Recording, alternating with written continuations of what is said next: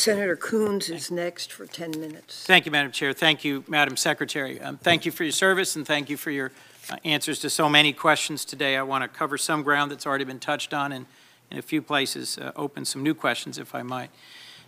Like so many of us, I've had the opportunity to meet with Dreamers, both in my home state of Delaware, where quite a few are attending Delaware State University, but also in the hallway here, both before and during this hearing. Did I hear correctly you have yet to meet with any Dreamers? We've met with many of the associations. We've met with many members of Congress, but I personally have not, to my knowledge, met with a Dreamer. No, sir. I just find it a compelling circumstance, an opportunity to hear from them about how they came to this country, what their concerns are, and what sort of pressures they're under as we wait to find a bipartisan path towards resolving this situation. And I won't go through it in detail. We've heard from Senators Graham and Durbin today, I think, a compelling summary of how they've reached a responsible compromise where each side has given and where we should be ready to move forward on a bipartisan compromise to address DACA. I think it's urgent we do so.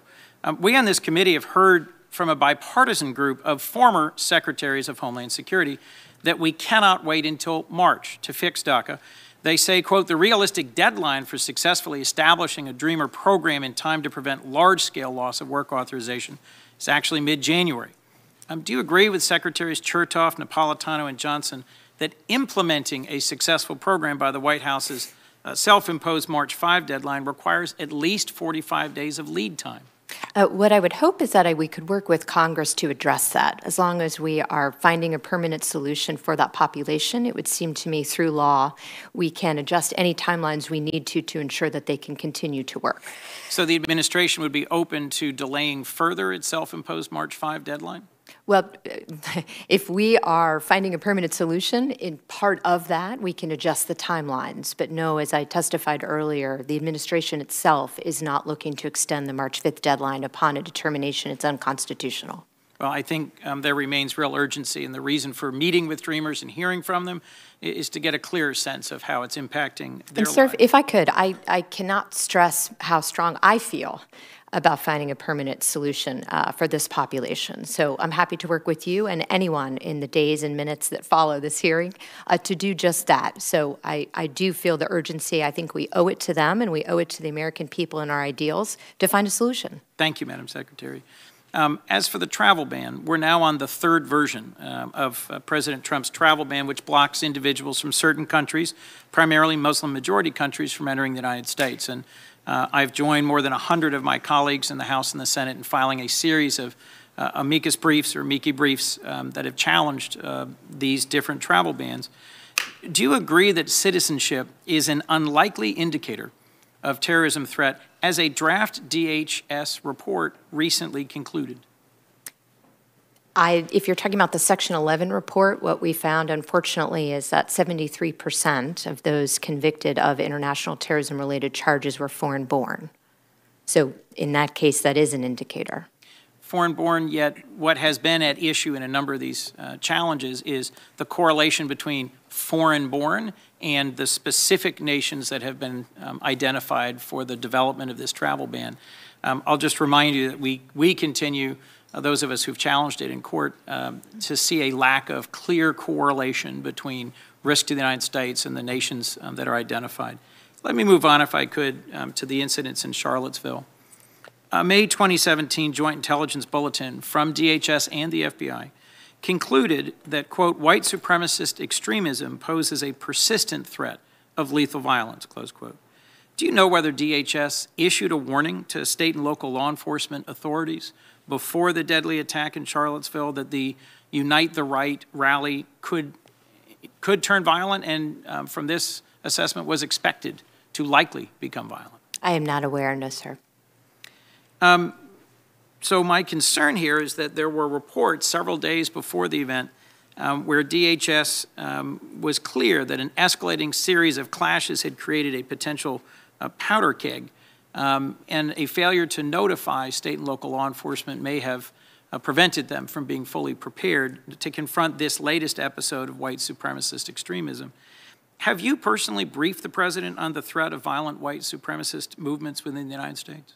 What we've talked about generally is terrorism and violence in all its forms. As part of that, yes, we have briefed at a high level the instances that we know.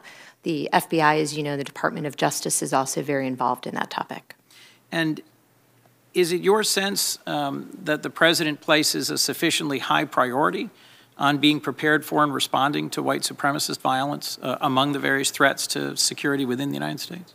I believe that he has been clear that he abhors violence in any form that it might take. I think at DHS we need to continue to do more, not only to ensure that the state and local officials have the information they need, but to be able to provide the warning signs, the what are we looking for, how do we know as this starts to occur within a community, what more can we do? And we're looking at that now. Well, thank you. As a member of this committee and the co-chair of the Law Enforcement Caucus, I'd welcome opportunities to hear from you about how you think we could better strengthen state and local law enforcement in their ability to understand and respond to unacceptable incidents of violence that are rooted in white supremacist thinking.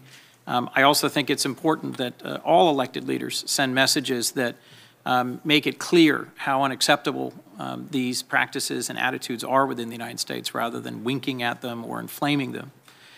I'm a member of the Senate Foreign Relations Committee as well as this committee, which just released a minority report on Vladimir Putin's assault on our democracy, and in particular, actions outside the United States, actions around the world to interfere with elections among our vital Western allies, and its implications for U.S. national security. The report notes that Russian intelligence actually circulated a fake U.S. Department of Homeland Security assessment that the 2016 U.S. election was not a victim of cyber attacks. What's the president's strategy? What's the department's strategy for countering the Kremlin's disinformation operations like this one, which can be significantly misleading to Americans who are trying to better understand what happened and what may happen? It's a very serious issue, first of all, so let's underscore that. Anything that in any way interferes with the integrity of our election system should be taken very, very seriously. The State Department, as you know, as part of a strategy to address a whole variety of issues, both positive and negative with our relationship with Russia, continues to look at this issue. As you know, it's a balance. We have to find the ways to target our reaction that will have the effect of having them reduce their specific actions. So we have to find the way in which best to do that. But it will continue to be a priority in terms of conversations, and certainly from a DHS perspective, we're looking at a variety of ways to do that just in our general conversations with the private sector. How can they ensure that the information they're providing is in fact accurate, whether it be about elections or something else? The report actually recommends that the president establish an interagency fusion cell modeled on the National Counterterrorism Center to coordinate the United States' response to Russia's influence operations. Is that something you'd endorse?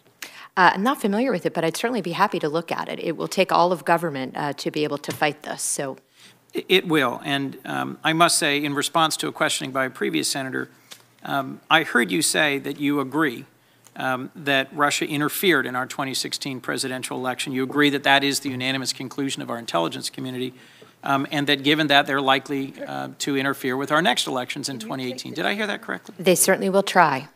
And Madam Secretary, I'm very encouraged to hear you say that so clearly, because bluntly, for us to be prepared and for us to work together and for us to defend our democracy requires clarity about what happened.